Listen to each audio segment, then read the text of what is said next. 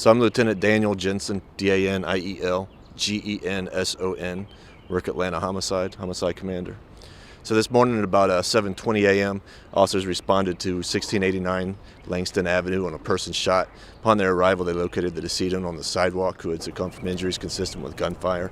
Right now, it's still in the really early stages of the investigation, so we don't have a lot of information. It does appear to be about a 20-year-old black male. And, in this situation, I'm sorry if I didn't hear it correctly, the victim is deceased? Yes.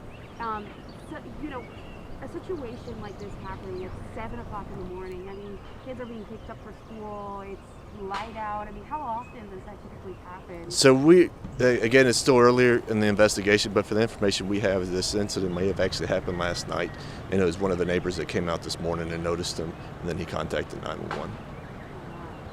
And we've also seen K9 unit out Right. there? We bring K9 out on these scenes to sniff around to see if there's any other ballistic evidence on the scene that we might have missed. With their eyes, as dogs have good noses on them, they can detect the shell casings and stuff that are buried in plants and in the grass.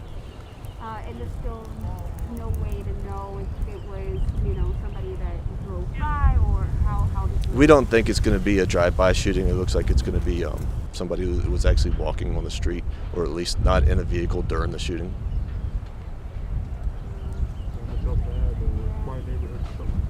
Yeah. You mentioned maybe last night, we talked to neighborhoods over here that they thought they heard a gunshot. And that's where we got our information from, was from a canvas. We were able to narrow down somewhat of a timeline. We're just going to have to verify that and match that with the information we're getting from the scene.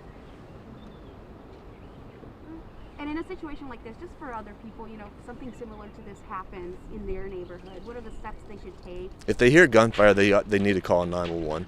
They need to be as particular with the information on the 911 caller as possible. Give all the information they can to dispatch.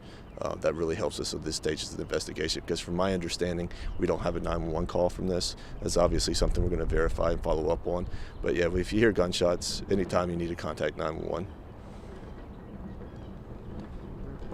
And does that actually, one last question, I'm so sorry. It's okay. Does, the timeline, because this could have happened last night and there's hours in between that, does that ever hinder, how an investigation might go? It does. We want to be as quick onto a scene to get fresh information as possible. You lose a lot of information as the hours go by from when the victim had deceased.